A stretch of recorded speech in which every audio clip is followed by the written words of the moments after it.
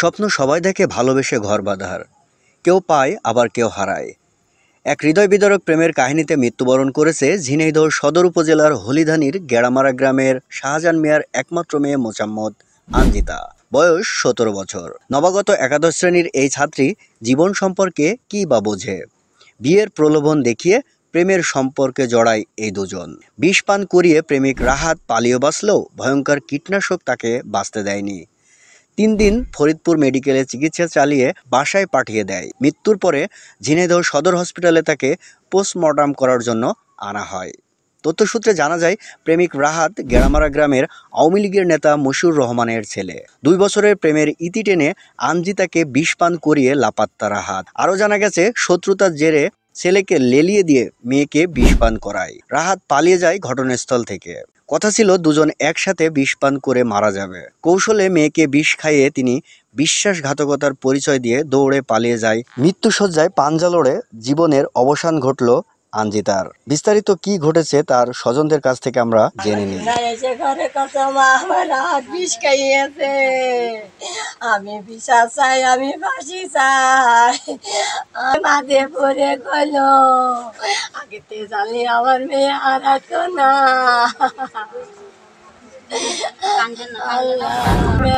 মা আমি আমাকে জমা দিতে কিসের দান বিষ খালি, বিষ খাইলে কিসের দান? আমি 2 বছরের সম্পর্ক জানি, আমাকে জমা দেবো। তুমি জানো তো আমার কাছে খবর না। তা আমি কইনি, ও আমার আশায় দিয়েছে যে আমি তোর বিয়ে করবই।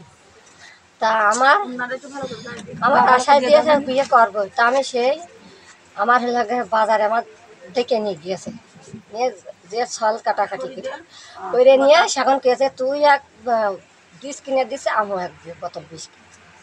কিনে আমার মধ্যে বাজারতে বাড়ি গেছে, মুখটা বেজার। আমি করছি আমার মুখ বেজার কা কছে না, আমি মুখ বাজার না।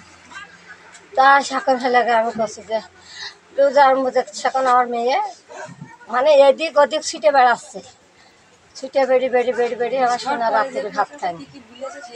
বিষ খাওয়ার পরে কি না, আমার সোনা বিষ যখন খায়, খেয়ে মেয়ে নিয়ে সেখন কাছে মা আমি তো বাঁচবই না, আমি জানের বদলে জান চাই, আমি ফাঁসি চাই। আমার মেয়ে ঘরে ঘরে খেয়ে গেছে, মা আমি বাঁচবো না, আমি ফাঁসি চাই। আমার ঠকিয়েছে, আশায় দিয়ে আশায় ভঙ্গ করিয়েছে। ওর মা আর গেল, আমার মেয়ে ওর মা গেল মার কাছে, যে ওর মা কেছে আমি মেনে নিতে পারবো না, আমি গরিব, আসে বড় লোক, আমি ফকিরের মেয়ে, সে নেবে না। আমার মেয়ে যখন পেয়েছে খালি কি করবো, সেখান থেকে আমার মেয়ে তাড়িয়ে দিয়েছে। আছে আমার দেওরের সাথে কথা বলতে চাই, তো আমি বলছি তাহলে তার সাথে জানিয়ে নেন। তারপরে আমার স্বামী দোকান থেকে বাড়ি আসলো ভাত খাতে, আসার পরে আমার যা ভাসুর আসলো, আসার পরে জানালো কথাগুলো ঘটনা।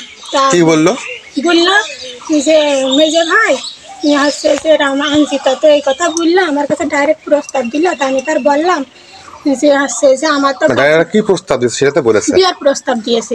কেন বিয়ের প্রস্তাব দিলে হুট করে তার মার কাছে জানালো।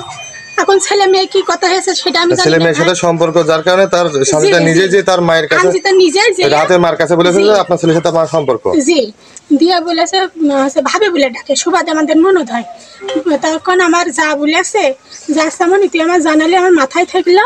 আমি তোর এই বিষয়টা আমি পরে, আমার তো একার কথা নাই, আমি আমার বাড়ি মনির আব্বুকে বা আমার বাড়ি আরও আছে যে মানুষ আছে তাদেরকে জানিয়ে তোর কাছে আমি হ্যাঁ না রায় পৌঁছাবানি। তারপরে যে আমার স্বামীর কাছে আসার পরে আমার স্বামীর সাথে কথা বলার পরে আমার স্বামী শোনার পরেই বললো মেয়ে ছেলের সম্পর্ক করেছে, বিয়ে দিয়ে দাও। বলার পরে আমার যা বললো যেটা ভালো হয় সেটা করো। তারপরে আমি বললাম আমার বুদ্ধিতে যে খালি তাদের গার্জেন পক্ষ জানানোর দরকার, খালি শহীদুল ভাইকে ডাকা হোক মেয়ে দাদার।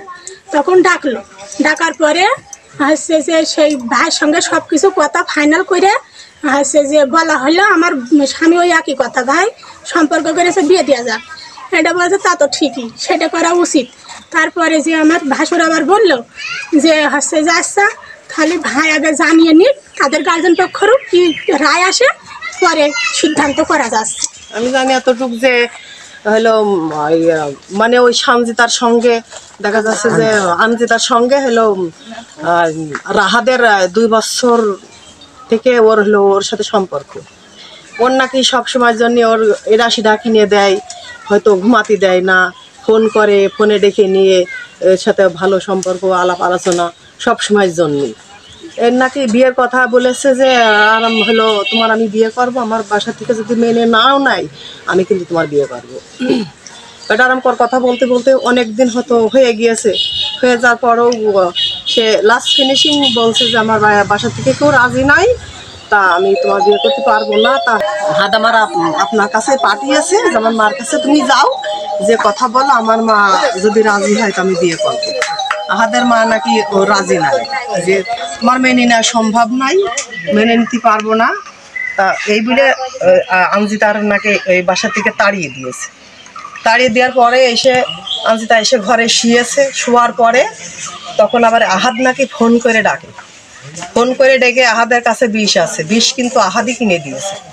আহাদের কাছে বিষ আছে, বিষের বোতল নিয়ে ফোন করে আনজিতার ডাকার পরে এসে বলছে যে তুমি খাও বিষ, আমার বাসা থেকে কেউই আমার পক্ষ নাই, বিয়ে শাদী কেউই দেবে না, কেউই রাজি না, আমার বাবা মা কেউই রাজি নাই, তা তুমি বিষ খাও, দুজনায় বিষ খাবো, কিন্তু তুমি বিষ খাও, আমি বিষ খাচ্ছি। আনজিতার গালে সে নিজে হাতে বিষ ঢেলে দিয়েছে। ঢেলে দেওয়ার পরে আহাদ নাকি পলাতক, সে দৌড় মেরে পালিয়েছে। তখন আনজিতা এসেই ঘরে এসেই একাই পানি খেয়ে যখনই বমি করছে, তখন এই আনজিতার মা বাবা বাড়ির সবাই কিন্তু তখন জানে। আনজিতা আমার ভাগ্নি, ঠিক আছে। ও যখন বিষ খায় তখন আমরা টের পরে আমরা সদর হাসপাতালে ওকে নিয়ে আসি, ওখানে ভর্তি করার পরে ডাক্তার দেখলো যে অবস্থা বেশিটা ভালো না, সিরিয়াস অবস্থা। তখন ডাক্তার আবার ফরিদপুর মেডিকেল হাসপাতালে ট্রান্সফার করলো। ওখানে আমরা কিছুদিন চিকিৎসাধীন অবস্থায়, ওখানকার ডাক্তারও নাকচ করে দিল যে এটা হবে না, বাসার অবস্থা নেই, ওনাকে বাসায় নিয়ে চলে যান, আর হবে না। তখন আমরা বাসায় নিয়ে। আচ্ছা, আপনারা কি পুলিশকে কমপ্লেন জানাইছিলেন? হ্যাঁ, আমরা পুলিশের কাছেও অনেকবার আইছি, আসার পরে পুলিশ আমাদের কোনো কমপ্লেন নেয়নি। কেন নেয়নি? কারণ বলছে যে ওরা একটাই কথা বলছে যে রোগীর জীবিত অবস্থায় কোনো কমপ্লেন হবে না। আচ্ছা, এই কথা কে বলেছে? কোন ওসি বলেছে? ওসি স্যার বলেছে, সদর থানার ওসি। আচ্ছা, তারপরে আপনারা পরবর্তীতে কি আবার আসছিলেন ওসির কাছে? হ্যাঁ, পরবর্তীতে আমরা আবার আইছি, আসলে ওসি একই কথা বলে, হ্যাঁ, যে মারা যাওয়ার পরে। আচ্ছা, মারা যাওয়ার পরে যে কেস হবে, তার আগে থেকে কোনো কিছু হবে। আপনারা জিজ্ঞাসা করছিলেন না যে কেন আপনি কেস নেবেন না? হ্যাঁ, আমরা জিজ্ঞাসা করেছি, কথা আমাদের নিয়মে নেই, আইনে নেই, তারা এই কথা বলছে। আচ্ছা, মারা যাওয়ার পর আমরা সদর হাসপাতালে নিয়ে এসে পোস্টমর্টম করে তারপরে যে ছিল সেই ছেলেটার নাম হলো রাহাত। বাপের নাম কি? মোশার রহমান। যে বোন আনজিতা, জি, ও তো নিজে মুখে বলেছে যে ওর সাথে রাহাতের দুজনের সম্পর্ক ছিল, অনেক দিনের সম্পর্ক। এখন রাহাত মেনে নেয়, রাহাতের বাড়ি থেকেও মেনে নিচ্ছে না। এই কারণে রাহাত আর ও দুজন কি করে যে দুজনে বিষ খেয়ে মারা যাবে। বাজারে যায়, বাজারে থেকে রাহাত 2 বোতল বিষ কিনে রাত্রিবেলা ওর ফোন দিয়ে বাঁশবাগানে ডাক দেয়। বাঁশবাগানে ডাকার পরে মেয়েটার আগে আমাদের বোন যে আনজিতা, ওকে বিষ খাওয়ানোর পরে ছেলেটা ওর বিষ খাবে, ওখান থেকে পালিয়ে দৌড় মারার পরে যে আমরা সারা শব্দ পেয়ে আমরা তারপর যে ওকে উদ্ধার করে নিয়ে আসি। নিয়ে আসার পরে আমরা সদর হাসপাতালে ভর্তি করি।